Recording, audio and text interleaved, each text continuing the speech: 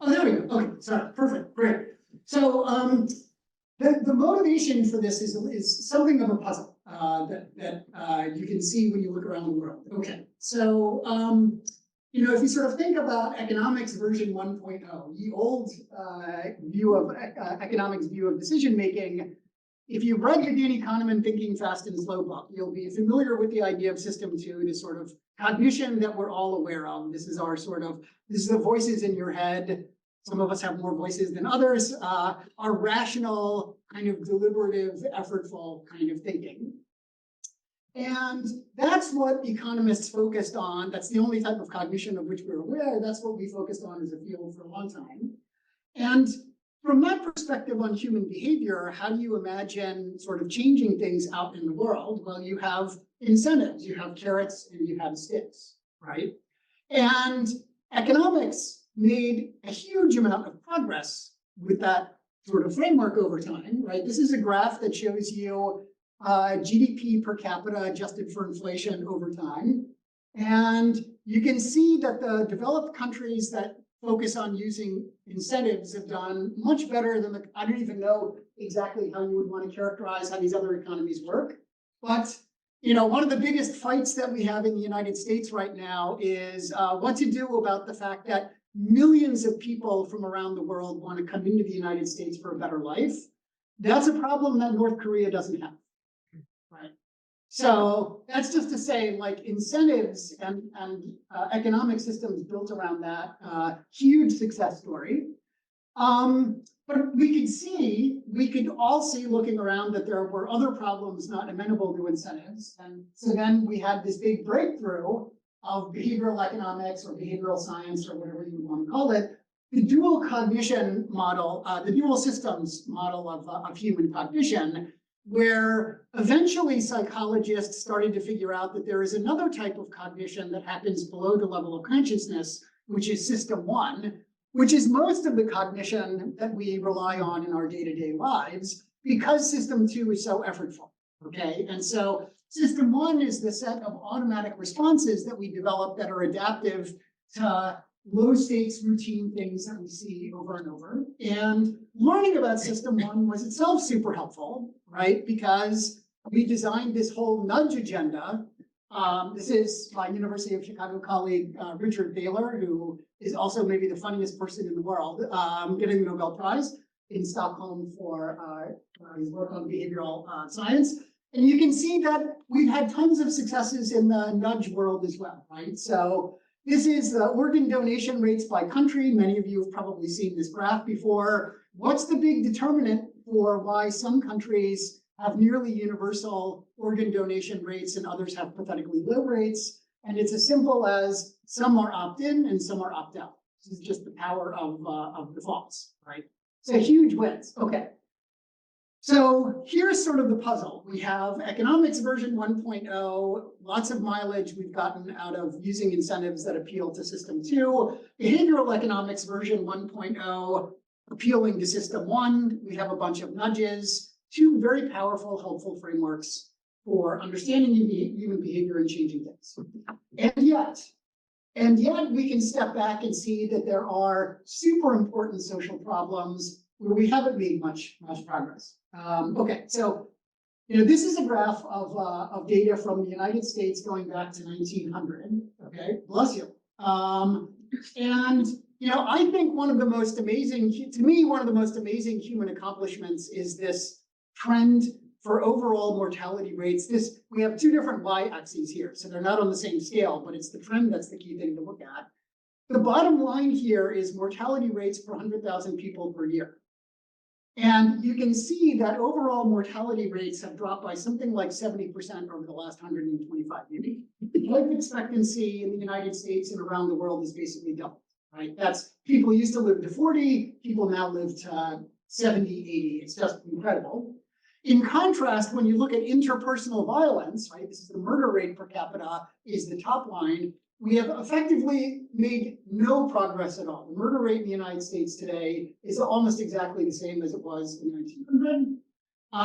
We as economists spend a lot of time worrying about inequality in income and wealth and other outcomes. we spend a lot less time worrying about inequality in something even more basic, which is public safety. So, this is a graph. In Chicago, people like to say, well, at least the violence problem here today isn't as bad as it was in the early 1990s. That's green line at the bottom is the murder rate per capita for whites in Chicago. You can see a lot over time. So if you're white in Chicago, the city is now very much safer. The top line here shows the murder rate per capita for blacks in Chicago. Very much not the case. And so if you just divide the black murder rate by the white murder rate, you see that there's been a huge increase in inequality. Just to say, like, not just lack of progress overall, but growing inequality in public safety over time. And you can see the consequences of this when you look at public opinion data, right? So this is Gallup surveys for the last 10 or 15 years. Something like 80% of Americans say crime is a problem. Fully half of Americans say crime is a huge problem. Now, you're looking at this and thinking, well, this just confirms what I knew about the United States, which is that it's just a really screwed up place. Lest you get too cocky, this is what the murder rate trend looks like for England and Wales over time. You can see there's a little bit of movement over time, but if you just look at the starting point and the end point, you don't see huge amounts of long-term progress on the problem here either. So this is not just limited to the US context. Okay. So violence is one particularly important example of a policy problem that we haven't solved yet, but it's not the only one, as I will show you in a minute. And that's what has motivated us to think that we need something like a behavioral economics version 2, but something else beyond what we currently have. And so that raises the question of like, what else could that thing be? You've read Thinking Fast and Slow. You remember there's no system 3 in Thinking Fast and Slow. So like, what else could we be looking at? And like, what would the intervention even be if not for incentives and nudges? And so that's what I'm going to try and play out for you a little bit. Okay. So let me tell you a little bit, as now by way of sort of starting to get into what behavioral economics version 2.0 is. Let me try and talk you through a little bit about what real world violence looks like. So if you've watched The Wire, which I hope everybody here has, or any sort of media representation of violence, that the news and the entertainment media dramatically overstates or overrepresents a very particular two types of violence in particular. One is serial killings. Most killings are not by serial murderers. And the other is income-motivated crime. So if you think about The Wire, it's like Snoop Pearson and Chris Paltrow going to do a hit against Avon Barksdale's gang on behalf of Marlo Stansfeld and his drug-selling gang. It's premeditated, it's rational in a benefit-cost calculation sense, right? That's not what most violence is in the US, and I suspect in the United Kingdom as well. So when we started my research center at the University of Chicago at Crime, we locked ourselves in the basement of the Chicago Police Department headquarters, and we went through every homicide case file that involved a victim or an offender under the age of 18. And this basically is what you see in the large majority of cases. So this is like a more or less randomly selected Chicago Tribune article about a murder in Chicago that happened back in 2012, just a couple miles from my office at the University of Chicago. So June 2nd was a Saturday. It's 3 in the afternoon at 73rd and Coles Avenue in the South Shore neighborhood. Two groups of teens are arguing about whether a kid in one of the groups stole a bike from a kid in one of the other groups. Okay. And so the two groups start to separate, so there's no self-defense rationale for what happens next, which is a 17-year-old kid named Calvin Carter pulls a 9mm semi-automatic from his waistband, fires into the other group, hits a teenager named Jamal Lockett in the chest.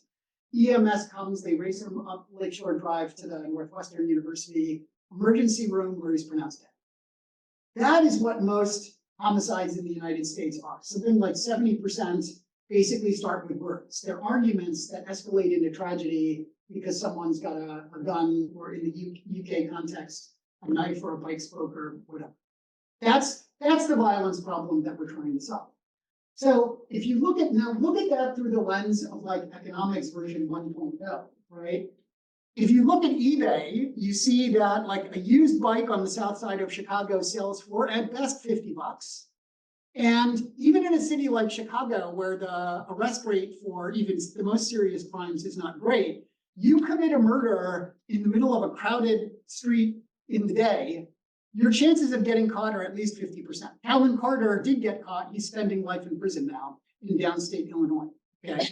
So through the lens of like your system 2 rational benefit cost calculator, like who would flip a coin with a 50% chance life in prison, 50% chance of a used bike worth 10, 20, 50 bucks, right? It just doesn't make any sense through a sort of a rational benefit cost calculation lens. Here's another way to see the same point, okay? So this is a graph that shows murder rates per 100,000 for different US cities on the y-axis. The x-axis is officers per capita. Assume for the moment that officers per capita is a reasonable proxy for deterrence. Okay, we can have a conversation about that, but just bear with me for expositional purposes. We've residualized out city socio-demographic characteristics, okay? And here's the key point that I want you to take from this graph, which is like, at any point on the x-axis, that at any given level of deterrence, you can see how much spread there is on the y-axis, right? For a given level of police intensity, that can be associated with a murder rate of this or a murder rate that's like 5 times that. So this is not to say that like the system 2 view of the world is wrong. It is to say that it's very incomplete. You can see that there's a lot more going on just beyond that, right? Okay.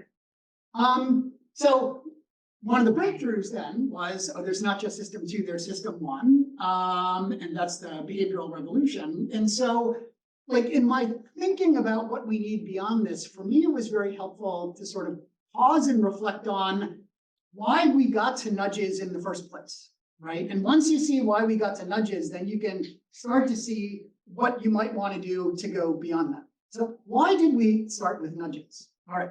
So we've got system 1, system 2. We've got a decision maker. And let's focus on, since we're mostly economists here, let's focus on a canonical economics choice, which is, this is so dumb of me to do in the UK. Nobody here knows what a 401k is, right? This is the name, or you've all probably read Rich and Adrian's papers, so you know it through that.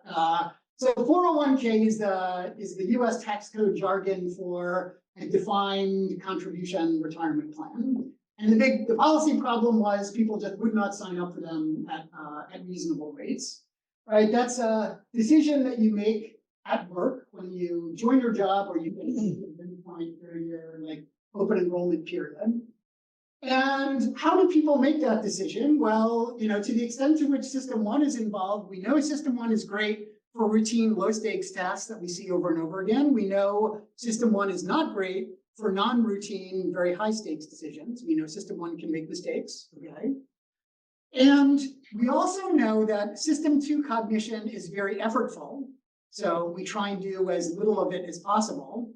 And system 1 is invisible to system 2, right? So we have a lazy system 2 that has no idea that system 1 exists and is doing anything, which is not a recipe for system 2 to do a very good job of monitoring system 1 and preventing mistakes. So when you read Thinking Fast and Slow, you can see Kahneman sort of summarizing the conventional wisdom of behavioral science by basically saying, it's just too hard to change the chooser. It's too hard to change how people make decision making because system 2 is effortful and it has no idea what system 1's doing. So the best we can do is change the choice context. So this is the motivation for the focus on choice architecture in nudges, right? You're at work, I can't change you, but I can change the default setting of your retirement. And that works really great for things like retirement decisions that happen in one context like this. Okay. Now, here's and you can see here, right? So for like new hires, there's like a 30, these are the people with, I can never get up, this is opt-in, this is opt-out. You can see there's a 30 percentage point delta from the opt-in versus opt-out. And but there are lots of problems. So we can see that there are lots of problems where this sort of nudge approach works less well. And so as a lead into violence, let me just give you a different example, which is, here's another sort of big policy problem that we're worried about in developing countries, which is rising obesity rates. To avoid fueling all of your anti-American stereotypes, I'm showing you English data, US data. But as you can imagine, the trends would be identical for the US, but maybe the intercept and the slope would be even higher than they are in the UK data, but you sort of get the larger point, right? Whatever we're doing to combat obesity in the UK, in the US, wherever, does not seem like we're hitting it out of the park. Why is that? Well, let's think about this through the nudge lens, right? We have had some nudge successes in the public health obesity area where we can do things like swap the location of the bananas and the candy bars in the work cafeteria. Right? So you've all read papers like that. If the banana is now at eye height rather than the candy, you're more likely to pick the banana. That's great. But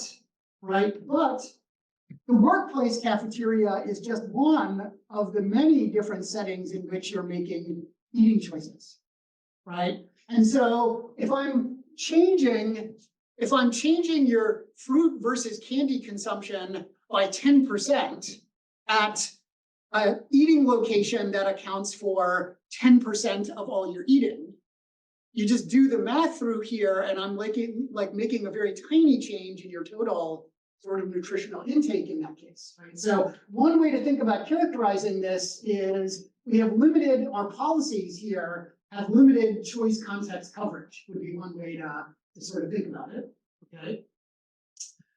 That doesn't mean that nudges aren't amazing, right? So one of the best things about nudges is that the costs are always ridiculously tiny. So even if the impact, so sometimes where the choice is made in one context, it's like the numerator of the benefit cost ratio can be enormous, and the denominator is tiny, you have ridiculous benefit cost ratios. But even where the numerator is small, you can have a really impressive benefit cost ratio because the denominator is as close to zero as you can possibly get. So like, by all means, we should be out there nudging away. But in the face of big social problems, we also want to try and think of policies that have large absolute impacts, like large absolute benefits, so we're making progress in solving these things. Okay. Violence is another example of limited choice context coverage. In fact, I would go so far as to say, like, if you think about the shooting on the south side of Chicago, two groups of teens in the middle of the street on a Saturday afternoon, what is the nudge opportunity in that context, right? So really, really powerful policy lever, but limits on its applicability. Okay, so let me then try and talk you through. So that's the end of part one of this, right? So we need something else, and so part two is let me try and talk you through what that something else might be. And I think the easiest way to do this is through an audience participation exercise. We'll see if this works with. I gave a version of this talk to the behavioral insights team earlier today. I should tell you, and they reacted just like you, sitting there stony-faced. And afterwards, I said, "Oh my God, everybody hated it." At the University of Chicago, if nobody says anything, they hated it. They were like, "No, everybody loved it. We're just British." So try and get over your Britishness just for one moment. Otherwise, this exercise won't work. Okay, so here's how this is going to work. I'm going to show you an object in the middle of a slide, and I want you to call out the color of the object. We'll do a practice run. Just okay, ready? Oh, that's pathetic. That's way too British. All right, here we go. So let's go really quick now. It's only going to work if you guys are into this. All right, here we go. So some of you said blue despite your inner British reserve. So if you've taken a psychology class, you'll recognize that as the Stroop test, one of the most famous psychology experiments. And so what is the Stroop test illustrating, right? The Stroop test is illustrating that your normally adapted system 1 responses can be maladaptive when overgeneralized, right? So here's a situation you see a low-stakes situation you see over and over every day in real life, which is you see some text out in the world. You don't use system 2 to consciously decide whether you're driving to the airport and you see a billboard, you just read it. There's a car in front of you with a bumper sticker, you just read it. You're walking past the newsstand, you just look at the headline and read it. You don't consciously do that. Because system 1 has learned that it's adaptive to see text, read text. that system one response that usually works super well can cause problems when you come across an out of the ordinary situation, like this group test is constructed. Okay.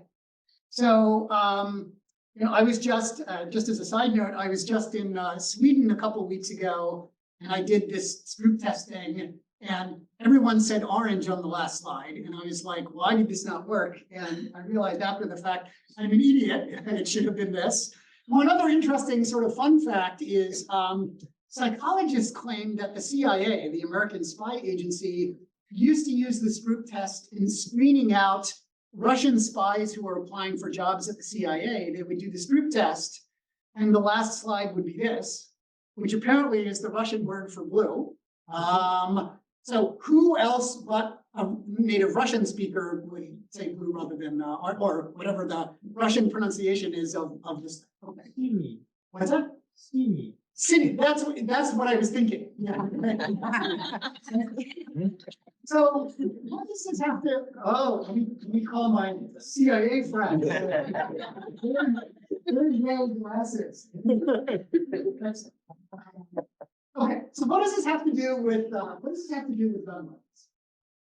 So we know, unfortunately, that in not just American cities, but cities in the United Kingdom and cities in almost every country around the world, there are a bunch of low-income, under-resourced neighborhoods where it's not just the case that the individual people who live there have low resources, but partly as a result of that, the community itself has low resources, right? So for instance, like if you go into a South Side Chicago neighborhood like Englewood, this is one of the poorest, most violent neighborhoods on the South Side of Chicago. And you talk to I'll just tell you a little story. I was on a ride along with the commander of the Englewood Police District a couple of years ago, and we're driving down 63rd Street, which is like one of the main drags in Englewood. And there's a car in front of us. It's a 4-lane road total, 2 in each direction. And the car in front of us is like literally swerving across all 4 lanes in front of us. And so I'm with the police commander of the Englewood district, and I'm waiting for him to flash on his lights and pull the guy over and arrest him. And instead what he does is he puts on the brakes and he puts a lot more room between us and the other car. I was like, what are you doing? And the commander turns to me and says, I think that guy is drunk. I said, I know, you're the police, you should do something about that. And he turned to me and he said, Jens, if I pulled over every drunk driver in Englewood, I wouldn't have any time to worry about the real thing we're worried about here, which is gun violence. So this is to say, in under-resourced communities, like the institutions of social control are overwhelmed, kids learn that they are basically on their own for public safety, right? So like you're a kid in Englewood and you're walking to school and somebody challenges you for your lunch money. You learn pretty quickly that if you go to one of the local neighborhood adults and ask them for help, they're going to be like, get out of my face, I've got more serious things to worry about. And if the person asks you for your lunch money and you give it to them, the next day they're back for your jacket. The day after that, they're back for your phone. Okay. So kids in these, you can see this in the ethnographic literature. You can see it when you talk to social service providers and teachers. You can see it when you talk to cops. In these neighborhoods, kids learn very quickly. Their system ones develop an automatic response that says, when you get challenged, you fight back. And notice something about the logic here, right? This fight back response is not about retaliation for what the person has just done to you. It is forward-looking establishment of deterrence, right? It's like one psychologist called it retaliation is communication. You are letting everybody else in the neighborhood know that you're not having it. So your response need not at all be proportional to the provocation that you just experienced, right? That is your system one response that usually works well for you growing up in a neighborhood like Englewood, but leads to tragedy when you're in an out of the ordinary situation and someone's got a Glock 9mm in their waistband. Right? That is our hypothesis for what is driving a lot of the gun violence in the United States and a lot of lethal violence in other countries as well. This also gives you a sense for why there's so much variation across neighborhoods in rates of violence. So I live in Hyde Park, which is where the University of Chicago is. The #1 concern by the administrators at the University of Chicago is not just that Harvard will one day catch up to us. It's a comfortable lead. That's not really a concern. They just adopted our free speech principles yesterday, I think. So they're catching up, but so slowly we're not really worried. The number one concern of the University of Chicago is safety for faculty, staff, and students. How do we get people willing to live on the willing to live and work on the south side of Chicago rather than Palo Alto or Princeton or Cambridge or whatever? So what the University of Chicago does is they put unarmed security guards basically on every corner around campus. So I live about 3 blocks from my kids. They go to school at the lab school on campus at the University of Chicago. It's about a 3-block walk from my house to their school. There are 2 private security guards and a University of Chicago PD cop on the walk, on the 3-block walk. My kid, that is the opposite of an under-resourced neighborhood, right? My kids learn very quickly, if someone asks them for their lunch money, the right thing to do is give it to them, because there is a super bored cop or security guard never more than 1 block away who would love nothing more than having something to do. Tell them that someone took your lunch money and you will make their day because now they have something to do besides just stand there. Notice this system 1 automatic response works perfectly well when you come across a situation where someone's got a gun, right? So the hypothesis that we have here is like, it's not that the kids in Englewood are any different from the kids in Hyde Park in terms of their system 1 and system 2s. It's that Englewood is a much more cognitively demanding neighborhood to navigate than Hyde Park is. That's the hypothesis. So what can we do with this idea? Well, if you go back to thinking fast and slow, there's a small part of the book. He said, yeah, you can't really like change people's decision making, but one thing that you can do is you might be able to, because it's too exhausting to rely on system 2 all the time, one thing that you might be able to do is help them recognize when they're in people are in non-routine, high stakes situations, and just engage system 2 a little bit more in those situations. So better situational recognition and deployment of system 2. Okay.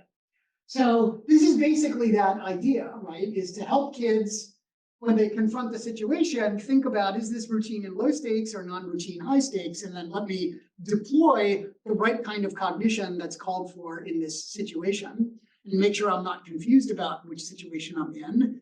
And the jargony psychology term that you could use for that is metacognition, getting kids to be more aware of their own thinking, helping kids to think more about their thinking. How do I cognitively navigate different situations? That is a different way to think about what we could do with kids. So let me just talk you through one of my, some of you might have seen this study, but some of you might not. So let me just spend a second talking about this. We already can do this in some circumstances. We're already doing this in some circumstances. So one of my favorite psychology experiments involved study subjects were told by the investigator, go stand in line at the University of Michigan Psychology Department copy machine and make these copies for us and then come back. So that's what the instructions were to the subjects.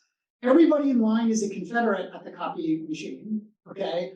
And then the intervention is someone asks to cut in line in front of the study subject. So the cutter is also a Confederate of the investigators. And then they randomly assign what the potential cutter and liner, if that's the right term, says to the study subject. So one condition is they just ask to cut with no reason, and 60% of the subjects say yes. Another randomized condition is the person cutting in line gives a reason. Do you mind if I make a copy because I'm in a super rush? 94% of the people say yes in that case. The most interesting treatment arm is the third treatment arm. The person cutting in line gives the veneer of a reason. Do you mind if I cut in line because I have to make copies? Right? No informational content, but you can see your system 1, as soon as you hear because, system 1 says, you know, this is a situation I've seen a million times before. Person says, can I cut in line to copy 5 pieces of paper? 93% of the people say, sure. They don't notice that there's no real reason there because they just assume they know what the situation is. Some real reason is going to come after that. Okay, so that's kind of it. That's kind of interesting. Come on, that's pretty, even a British audience has to think that's kind of cool. Now here's even the cooler part. They redid the study, and now the cutters and liners don't ask to make 5 copies, they ask to make 20 copies. So now the stakes are much higher, right? And when the stakes are much higher, the fake reason yes rate goes from 93% down to 60%. So you raise the stakes, and in that sort of setting, the person can recognize, I've gone from a low stakes, this is a higher stakes situation now, let me deploy my system 2. And so it's very possible, in building out this sort of hypothesis for what's going on with violence, it's very possible that system 2 is just missing these cues in some circumstances for high stakes situations where you don't want to be on system 1. That's the hypothesis here. Okay. So this is to say, metacognition, helping people think about what situation they're in and which type of cognition, system 1 or system 2, to rely on. That's our hypothesis for what we could potentially push on. What is the intervention that you might potentially use to do that? What would that look like? So let me talk you through the very first study that my research center at the University of Chicago, the Crime Lab, did. Is we partnered with a nonprofit called Youth Guidance to test a program called Becoming a Man. And Becoming a Man, we did this with teenage boys on the south and west sides of Chicago in middle school and high school. They get out of an academic class to do this. There were like 10 or 12 kids in the group and one program counselor. And this is the very first exercise that they do. So it's called the fist. And so like Tom and I would be paired up, for instance, okay? And they would give Tom, one kid in each pair. So they give Tom a rubber ball like this. And they would say, Jens, your task is to get the rubber ball from Tom. And you have 30 seconds to do it. And the only rule is that there are no rules.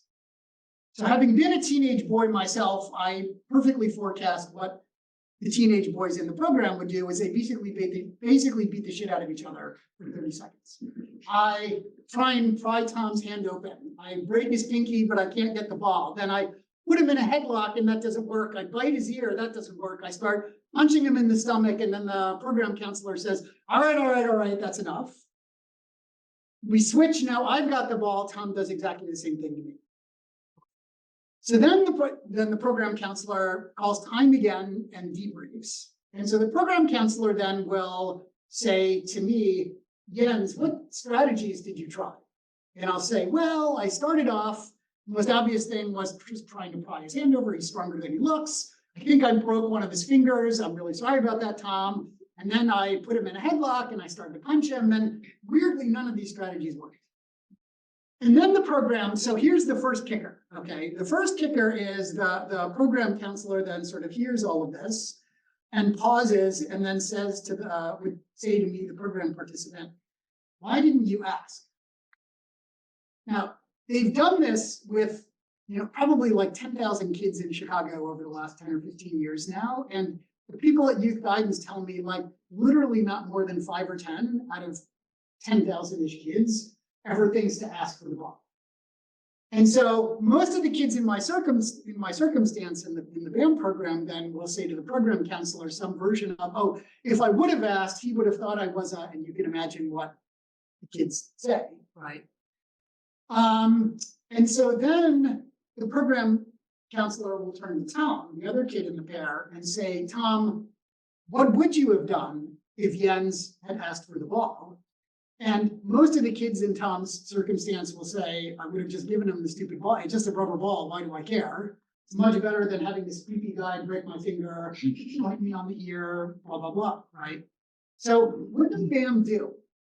Here's a challenge situation kids see over and over again. Their automatic system 1 responses don't look weak, right? The fist exercise puts them in an out of the ordinary situation where even the other person realizes there are no stakes, okay? And then it gives them feedback that shows them, oh, look, here your system 1 just made an assumption about what the situation is that turned out to be wrong. And I think the other thing that's very clever about the fist exercise is that it's show, not tell, right? That it's show, not tell. It's an engaging way to get kids to see that their system ones can be overgeneralized like this. So, excuse me, I'm just curious, have they ever done that with girls? What's the result with girls? Yeah, so it turns out that with girls, boys and girls manifest problems in different ways. And so for boys, it's a lot of externalizing behavior like violence. For girls, the big problem is internalizing behavior, depression and anxiety and things like that. And I visited, so Youth Guidance developed a program for girls called Working on Womanhood. And so I visited a Southside high school in the Roseland neighborhood in Chicago to watch a WOW session once. And before the set, this was a horrible, horrible thing that I'm about to tell you. Like the program counselor, we're just sitting there with 12 girls, high school girls in Roseland. And the program counselor says, how many of you have been sexually abused at some point in your life? And literally every hand went up. So you can see why, like when we did surveys of the WOW program participants, like depression, PTSD, anxiety are just completely off the charts. So the nature of the intervention is a little bit different with girls. And what you wind up seeing then is changes in internalizing problems like depression, anxiety, trauma, things like that. I was thinking of it almost more like a control group or something. But I mean, I know the program is different. Yeah, actually, this is a perfect lead-in. So control group is the right way to think about it, right? So what I've just done is I've just done a bunch of storytelling. So you're a skeptical LSE audience and you're thinking, how do I know any of this is like a real thing? Sorry, did you have a hand in the back? Yeah, like did they always ask to the guy with the ball after the thing happened or also before? Like, would you have left the ball if he asked it? Because I feel that it's also like at that point that guy was already in the thinking mode. Oh yeah, okay, I would have just got the ball to like give him the ball in the end. But yeah. Exposed is easy to say.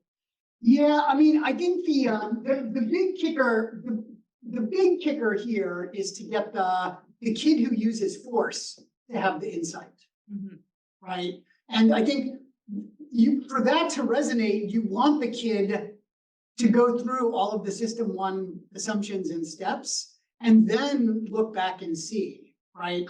So, and like the nice thing about it is it's not hypothetical, like it's not telling kids, it's not giving them a lecture on system one, system two. It's not telling them what they're prone to do. It is like literally having them do it, and then holding up a mirror to their behavior, right? Okay. I was just wondering how much of this response is rational because of what other people would actually do. Like the other person would not give the ball otherwise. Yeah, and so let me sort of pivot from that. The guy who invented BAM, this amazing guy, Tony Ramirez Di Vittorio, he grew up on the south side of Chicago, and he always tells the kids in BAM, I am not telling you not to fight, right? Because I grew up on the south side of, this is Tony saying, I grew up on the south side of Chicago myself. I know that you can't grow up on the south side of Chicago and not fight. You just can't do it. And so what I'm really trying to tell you is only fight when you're sure you really have to, right? And that's sort of the flavor of the intervention, okay? So, but going back to control group is the sort of logic that you want to be thinking of. Like I've just told you a bunch of stories. How do you know any of this is real? So we did 2 randomized control trials of becoming a man in Chicago with a couple thousand kids each. And you see huge reductions in violent crime involvement for the kids. Now, when you scale BAM, there's a question of whether the results persist when you scale the program. But as a way of understanding the nature of the violence problem, the fact that BAM delivered well at medium scale can generate such big changes in behavior tells you that system one has to be a lot more important for system one overgeneralization has to be a lot more important than we've assumed, right? BAM does not address poverty. It does not threaten kids with stiffer punishments. All it does is get them to be a little bit more metacognitive, to realize when they should be system one and when they should be system two, okay? So why are the effects so big in these sort of proof of concept experiments? Well, here's one way to think about it. There are if the challenge, if the decision that kids have to make is how do I respond when I get challenged, there are lots and lots of different contexts in which kids have to make that decision. And notice the difference now flipping from nudges to something that's BAM-like. We are not picking one choice context and nudging that. We are working with the chooser themselves so that every context in which they face, ideally, every context in which they face challenge now, ideally, BAM is now helping them be a little bit more metacognitive and navigate that. Yep. Jens, have you tested this intervention in contexts where there's a higher baseline level of social support? Is it the sort of mechanisms that you're describing in the program, or is it the fact that these kids feel that they have some support tool? That they have some support at all, i.e. that someone cares about them? Yeah, it's a great perfect lead into the, so we've been doing a bunch of experiments now in Chicago with a bunch of related sort of interventions. And tell me if this is a responsive, response. One of the follow-up experiments that we did is we RCT'd a BAM-like intervention in the juvenile detention center in Chicago. So this is where the highest risk kids are held awaiting trial. And because the detention center had no money, they trained the staff to basically deliver the BAM-like thing in the afternoons when the kids would have been watching TV normally. And you see reductions in recidivism rates up to 18 months afterwards. So like the kids are released, they're no longer interacting with the detention staff. And you see this sort of, at least a year, that was our follow-up period, was 18 months. You see this reduction in behavior outside of the detention center. So that suggests that, and I'll show you some other results in a second too, that suggest that it's not just, another way to see that it's not just a mentoring effect is like when you look at the data on mentoring programs, it's not like they're resounding successes for, you don't see 50% reductions in violent crime from big brothers, big sisters. Okay. So behavioral economics, metacognition is the thing we're thinking about, and BAM-like things are the intervention. Okay, so that's now like the end of part 2 of the story that I want to tell. And so now part 3 is sort of the twist on this, right? So this seems really interesting now. We've got this thing that we might be able to think about changing out in the world to make people's lives better. That's really cool.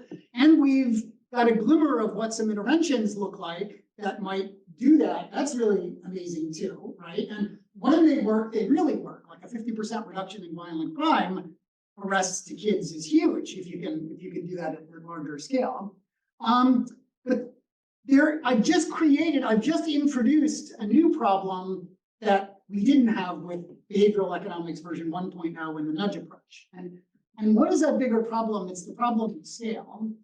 So here's one way to see part of the scale challenge. So this is a graph of cost per person, and like most nudges, there's actually a bar chart there. It's just so small you can't distinguish it from the x-axis. Most nudges, like text messages or changing defaults or whatever, the cost is like a penny or less, or a shilling, or I don't know what. Not a lot is the point. Not a lot. BAM, on the other hand, is call it like $3,000-ish a kid, because now you've got to pay a program counselor a full salary and benefits, and they've got a supervisor, and blah blah blah. And they're working with however many kids they're working. You just do the math on the thing, and it turns out to be pretty expensive per kid. Like in economics graduate school, they say, oh, if you've got an intervention that passes a benefit cost test, the public sector will just scale this up to the point where marginal benefit equals marginal cost. You talk to a government official, they're like, are you a crack addict? Or it's like, that's not the, here's my budget from OMB gives me a budget of whatever, and like that's what I've got to spend, and you can give me something with the whatever benefit cost ratio. I can't get more dollars out of OMB. So it turns out to be a big barrier. So even if the numerator of the benefit cost ratio now can be really big with BAM-like programs, the denominator here can be really big as well. So how do we solve that problem? So this is now like the twist, or the behavioral economics version 2.1 that we've been thinking about. Okay. And so to help you sort of see, you know, as part of this third act, to help you sort of see what that might look like, let me tell you about a paper that some of my University of Chicago friends, Ludwig today, and Ludwig Shah and Sandy Jo MacArthur, have been working on an adjacent problem, which is police misconduct. Okay. So, you know, what are the sort of problems that police encounter in day-to-day life? Well, here's one that they come across not infrequently, which is, you know, if you, the Chicago police at least are trained, their training says, ask, tell, make is the training. I think I've got that right. Ask, tell, make. So you ask someone to do something, if they don't do it, you tell them, usually with an expletive added to get their attention. And if they don't do it after you've told them, then you make them do it. Put your hands up, get on the ground, whatever it is. Get out of the car, whatever it is. And if you don't do it by tell, then it's hands-on and I'm making you do it. So I'm a cop, I'm out driving around or walking around, I interact with someone, I tell them, I ask them to do something to do it, I tell them to do it, they don't do it, and then we're going hands-on, right? My system one as a cop learns pretty quickly, when someone disobeys me, they're being willfully disobedient, and if they don't respond to tell, we go hands-on. But in cities like Chicago, and I think not just Chicago, I'm sure this is an issue in London as well, we have a lot of immigrant communities where there are lots of non-native English speakers, including lots of people who are non-English speakers altogether, right? So this normally adaptive system one response might lead to problems when you're in an immigrant community and you tell someone to get the fuck on the ground and they just stare at you. They're not being willfully disobedient, they just have no idea what's going on. You don't necessarily want the cop going hands-on there.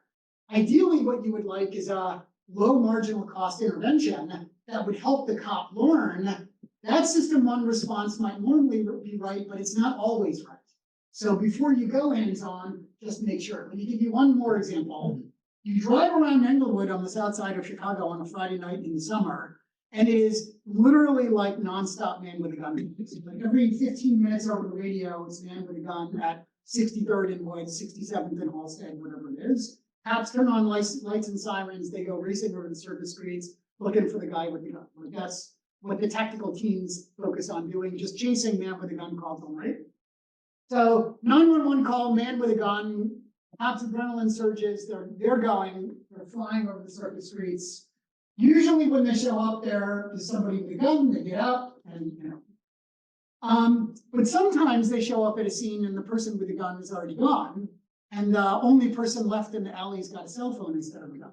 And so we saw a very tragic example of this in the Chicago context. Tamir Rice in Cleveland, many of you will be familiar with this case. Like 10, 11, 12, however old he was, with a toy gun, but he had pulled the like orange cap off of it that indicates that it's a toy. He's got a toy gun without the orange cap in a square in Cleveland. Someone calls it in as a man with a gun call. The cop shows up, jumps out of the car too quickly and shoots the kid, only to discover once they walk up on the body that it was a toy gun, not a real gun. What we would like to do is give police officers a much, much, much lower cost way of feedback that this system one response that is usually right is not always right. Right? So in a high stakes situation like that, make sure that you give it just that extra 2 seconds of system two deliberation. What we really want to be able to do that, to give that sort of feedback is like, you know, we've got really big startup costs with any sort of social program. And with BAM, we've got very non-trivial marginal costs. And so if we've got like scale on the x-axis and we've got dollars on the y-axis, even as we totally ramp up the scale of BAM to super large scale, you can never get the cost all that low because of these really high marginal costs. What we'd like to do is figure out some way of providing this sort of feedback to train people system ones at much, much lower marginal cost. And that's what the artificial intelligence revolution is now giving us a way to do. So technology now, in principle, gives us a way to do this at super low marginal cost. And here's what that looks like in the Dubé et al. Study. They enroll Chicago cops in this training program. where they run them through what's called a force simulator. So it's this AI-driven thing that puts them in scenarios, and it's three-dimensional, as you can see. The cops are wearing all of the gear in their uniform as they would out on the street. And then the response by the, the people in the simulator are contingent on what the cops do. And so it's putting them in these scenarios and showing them when their system one responses are wrong and leading to trouble at very, very low marginal cost, right?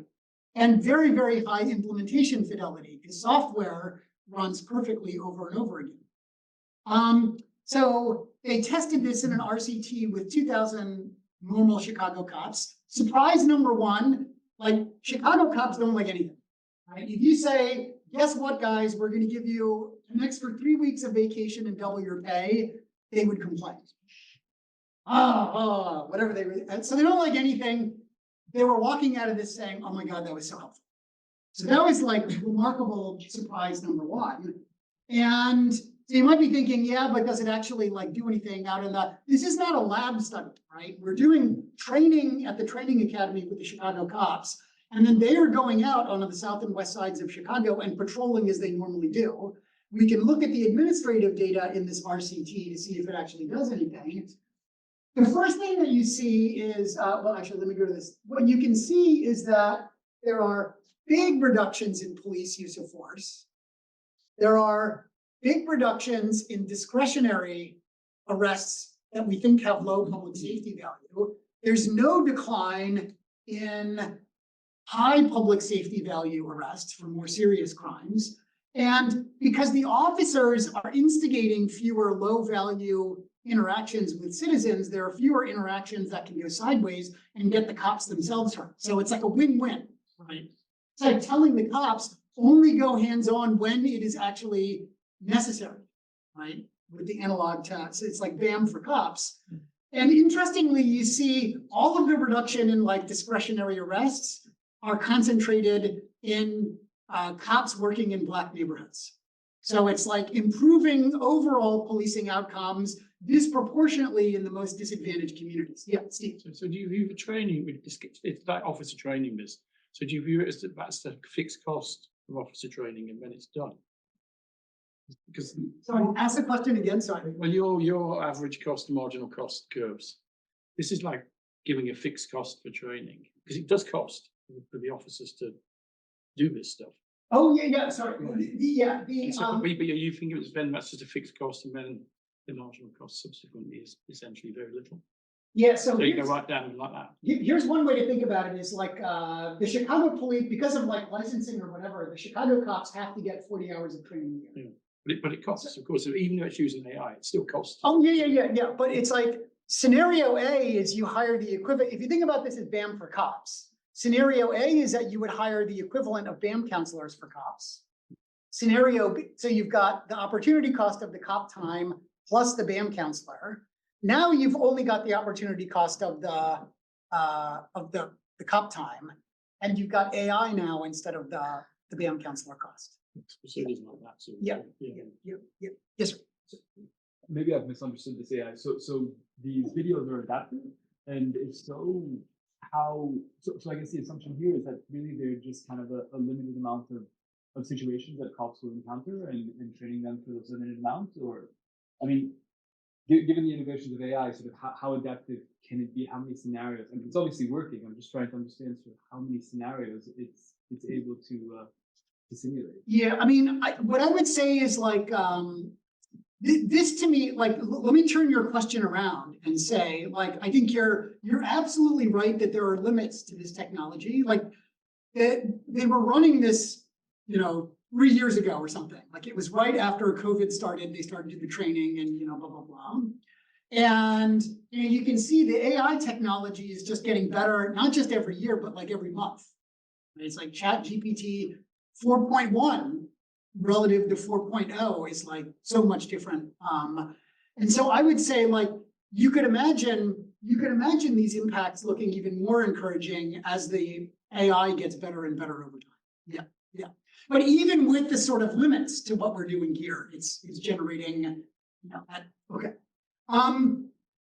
So Oh, yeah. I'm sorry, have a quick question. Has there been any direct comparison of like doing this in person and doing it with AI, like with the same setup? If there's any like messenger effects, or it's more effective having like a real person like conveying this information? Yeah, we haven't been able to do a 3-arm RCT. It is, every RCT that we do in Chicago almost kills us. And so, and that's with just like one treatment group and one control group. So we would love to be able to do something like that, but it's hard enough to do this in the messy real world, even when it's, yeah, it's a great question. Okay, so the final thing that I just want to sort of close with is to just point out, like, I've focused on crime and criminal justice because it's Crime Week at LSE and what's more important than crime. But it's not just crime. So I want to leave you with one sort of last thought, which is like, what behavioral domains is this relevant to? Well, any domain where people might sometimes rely on system 1 responses that usually work but could be overgeneralized, which is basically to say almost everything, right? It's like judge decisions, teacher behavior, how parents parent their kids, how bosses, that's right. The American office is when the difference between the American office and the British office is that we still like Steve Carell. And politics, so you name it, this is relevant to that. Okay, so the final thing that I just want to show you too, to like help you sort of see how big this could potentially be, is I want to close by talking you through one last study of an AI intervention built on behavioral science, implicitly built on behavioral science principles, to develop the sort of human capital that is least automated, like ironically using AI to develop the sort of human capital that is least automatable by AI. Okay, so one key feature of the entry-level labor market is a hugely unusual number of social interactions that you have with people. Right. And so like, if you think about your daily life, like for most of us in our normal lives, most of our interactions are with our family and friends. And with your family and friends, if they are acting cold towards you or hostile towards you, you think to yourself, might this have something to do with me? The answer is yes, it very well might. I come down for breakfast and my wife is not talking to me. It's very adaptive for system 1 to raise a red flag and say, think about what dumb thing you've done over the last 24 to 48 hours and preemptively apologize to get out of the doghouse. But now imagine you are like a call center worker at the University of Chicago Hospital. You know, we're doing some work with them. And one of the things that one of their managers told us is like, look, nobody calls the hospital on a good day. So some mom is calling the University of Chicago Hospital. Her kid has just been diagnosed by their general practitioner as potentially having leukemia. She's calling the hospital to schedule a pediatric oncology appointment. She's super pissed. She's super upset. She's just like sending all of that, whatever, sadness, anger, hostility, whatever, in any direction she can. You're the call center worker, you're taking this call. If your system 1 is inclined to personalize hostility and think, oh my God, like, what did I do?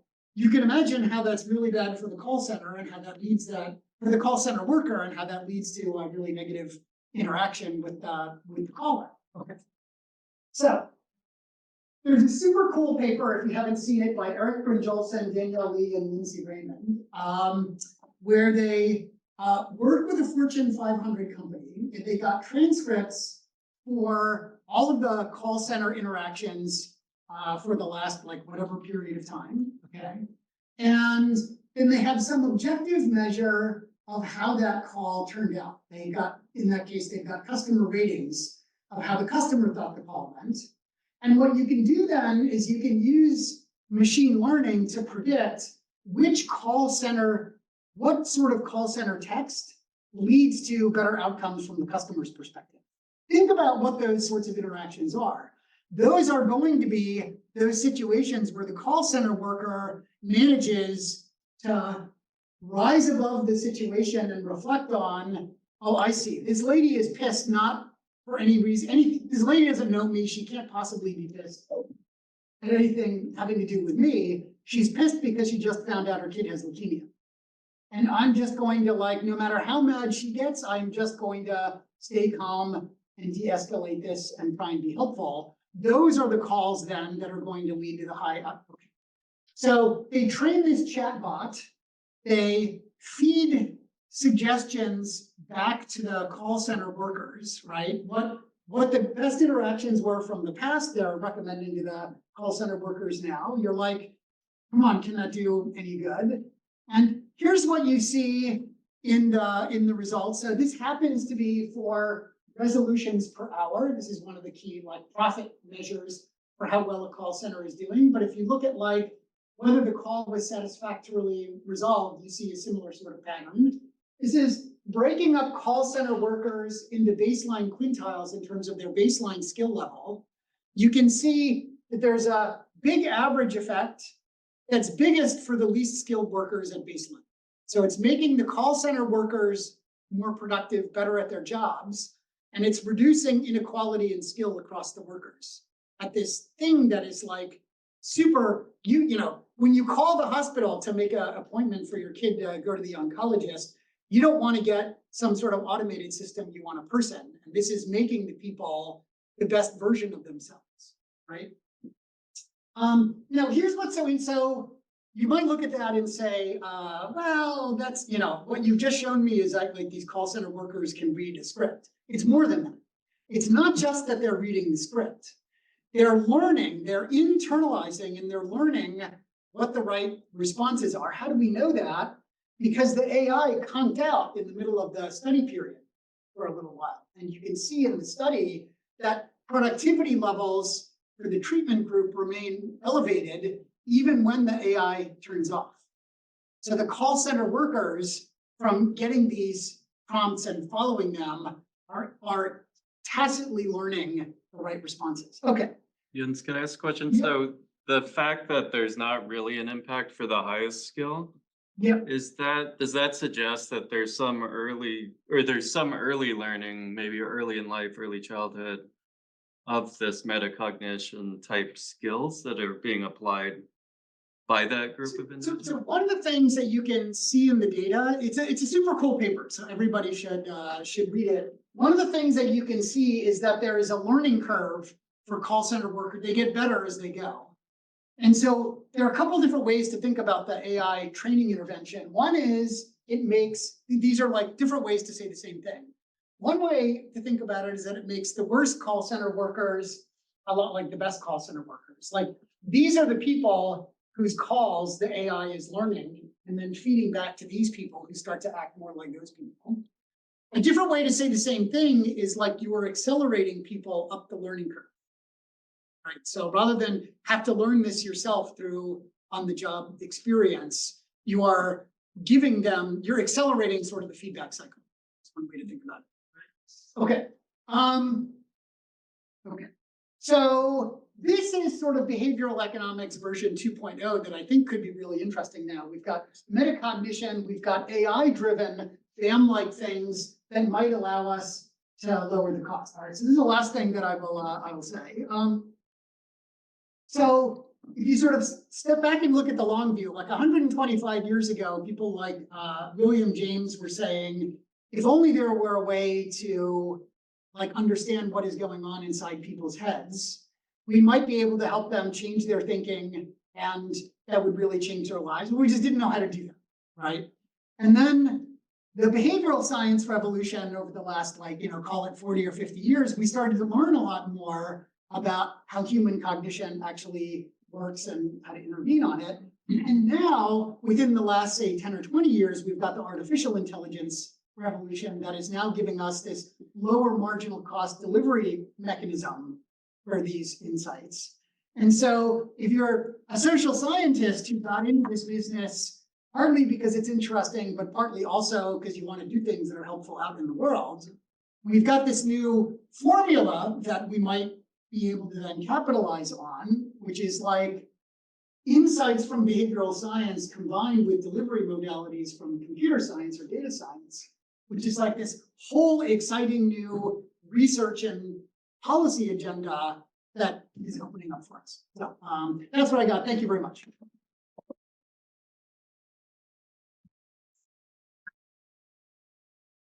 So this is a proper NSE crowd. They always ask questions. Do we have some more? Maybe some. Was this, oh yeah, here. Was it online? You alluded to the fact that when you've gone to real scale with the ban, like the results haven't been as good.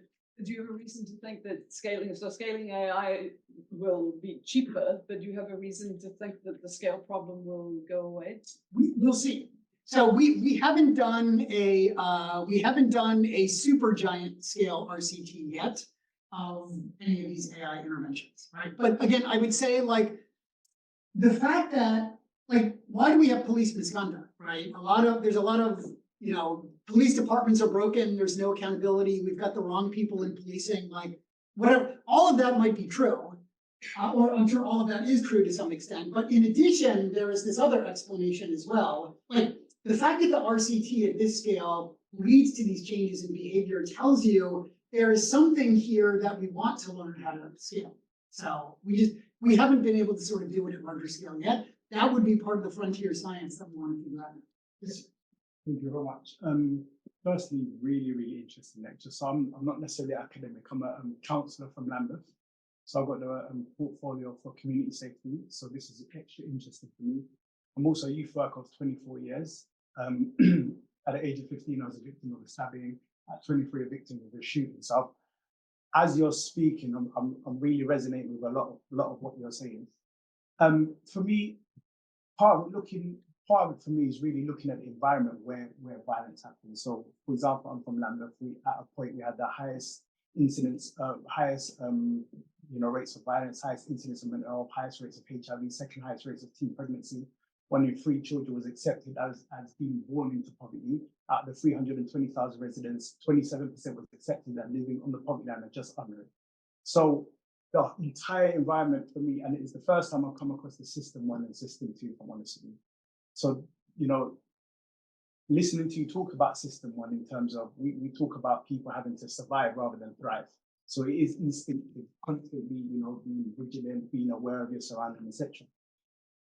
So I'm inclined to accept that much of violence is as a result of system 1 responses, which is that kind of fight or flight kind of immediate responses as I've interpreted it. And I think a lot of the time for our young people, especially who are involved in violence, that's the survival mechanism. I think town planning has a lot to do with it, where a lot of our estates have nurseries, primary schools, secondary schools, all on the estate or just on the edge of the estate. So many of them don't have to leave until 18. So there's a lot of instinct programmed into them. I remember also the Becoming a Man program actually came to Lambeth as a result of the Mental Health Foundation and Black 5, which we've done a lot of work with. And for me, part of my challenge and issue with it was that they're teaching a group of young people, how to kind of have an alternative response. But these group of young people still have to go back to those same estates where system 1 is the survival mechanism. So for me, without changing that environment that they're going back to, the skills that you're giving them have a severe, for me, limitation. So for me, when that program was initially working, my kind of solution was that it should be embedded within the curriculum. So you're not just teaching young people who are adversely affected by the violence, you're teaching all young people, so it becomes something that becomes instinctive.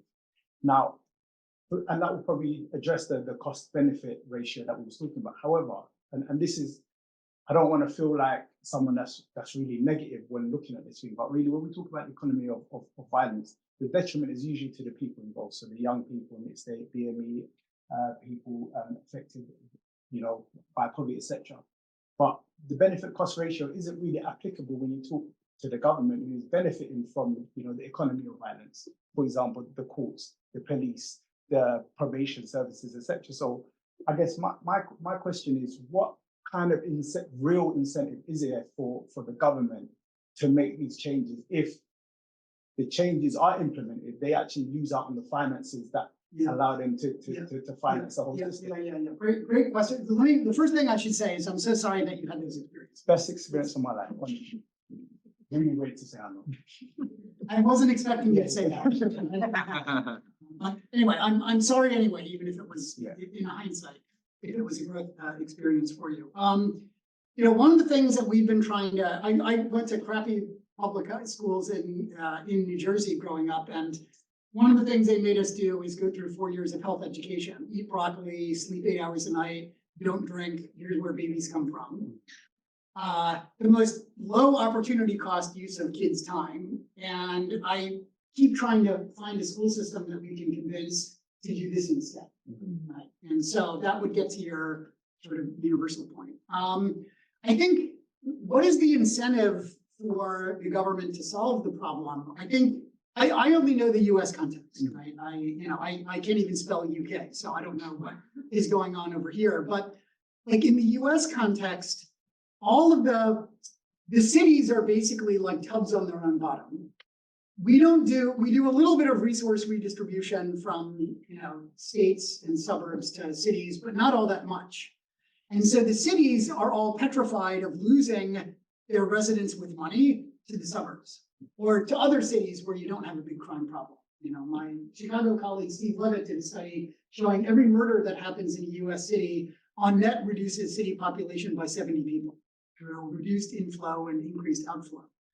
So in Chicago, you know, we were a city in 1950, we were like 3.7 million people. I wouldn't say crime is all of what I'm about to say, but from 1950 to today, we've lost like 1 million people. So we're down to like 2.7 million people. That population loss is very disproportionately concentrated in the South and West Side neighborhoods where the gun violence is concentrated. The city, I can tell you, I spent a lot of time talking to people in City Hall and people all over the city. They are really petrified of becoming Detroit. Really, really petrified. And so that is the incentive to really solve the violence problem in the US context. For some people, it's a moral concern as well, right? I don't want to claim, but So for us in Lambeth, we've had pure violence come. They came in the summer of 2018. We've had the violence interrupted with Theo Hardeman come in the late 2000s, etc. But for us, because we don't necessarily have a gun problem to the extent of the USA, and the knife crime is really personal. You know, you have to come into someone's personal space and actually stab them. So it means that people generally, there's not that kind of outcry of fear or, you know, I'm going to get hit with a stray bullet, etc.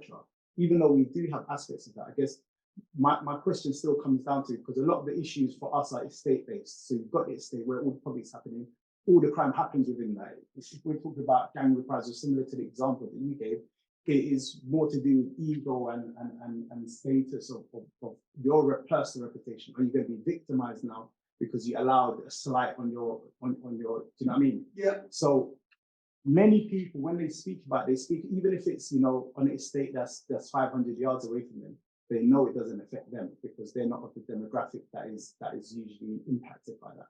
So I guess that's when I talk about, you know, the incentive for the government knows that these things really adversely affect a specific population who don't necessarily vote, are not necessarily, you know, involved in the governmental politics and the policy. Yeah, again, all I can speak with is, let me tell you, you know, we can go on to the next question next, but let me just give like one final response to this, which is like, I can tell you that in Chicago, the concern is that the outside world paints with a very broad brush, right? And so it's like, you know, there have been stretches in time where like the New York Times would run 1 or 2 front page stories a week about out of control Chicago violence. And they don't spend a lot of time talking about exactly where in Chicago the violence is happening. They just talk about all of this violence that's happening in the city of Chicago. And even if 80 to 90% of it is disproportionately concentrated in low income communities, once in a while something will happen in the downtown or some affluent part of town, and that gets a lot of news coverage. And the city is worried, the University of Chicago is worried, all the business people are worried that tourists, potential like business owners who might move to Chicago, whatever, are looking at Chicago as a completely unsafe place, not in a very like differentiated whatever. And so I can tell you, like, just from the amount of time I spend talking to people in leadership roles in Chicago, they're super motivated in this one.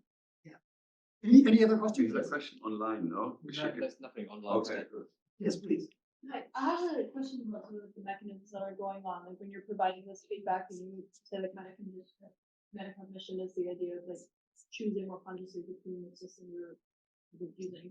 Is the providing the feedback and like working with these maladaptive responses, is it a purpose of directly changing the system one response, or keeping that like it continues to exist, but you're encouraging people to use their system too? I think if you think about the copy machine study, I think it is getting people to be a little bit more system two in that situation.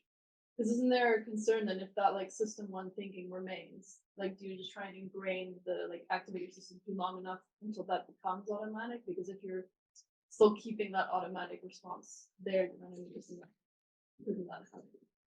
Yeah, I mean, so the reason that you have an automatic response is because system two is mentally hurtful, and it is really, really useful for you to have a system one response that deals with routine low stakes. So the key is to get people to be able to, I think the key is to be able to get people to rise above and recognize when it's a non-routine high stakes situation that they should deploy system two in, if that makes sense. Like, you wouldn't want to override a system one response. Like, most of our system one responses are adaptive, right? That's why we have them. You just don't want them to be overgeneralized. I don't know who's got, Tom, do you want to? I don't know if we have time for another. Why don't we start at the top and then come down? Or very top, yeah, ladies first. In terms of the intervention for BAM, if we are talking about a ball, and then if we vary the intervention in terms of costs associated with the ball, so the person in Chicago South Side does not want to be perceived as weak. So they hold on to the ball, and that's their system one recognition, and they fight for it. But if we change the interventions in terms of this is a ball that's valuable to you, so and then there's something that has some extrinsic value, so a valuable is given to the person who is supposed to hold on to it, and the other person comes and asks for it. So is there any difference in the impact of the intervention when something like that happens in terms of the cost of the object that the other person is holding? Yeah, let me, maybe here's a, at the highest level of generality, maybe the thing that I would say is like, I just want to emphasize, like, this is sort of like a forward-looking talk about a bunch of cool things that I think we should all be working on because it's so interesting. That includes a ton of things that we don't really understand.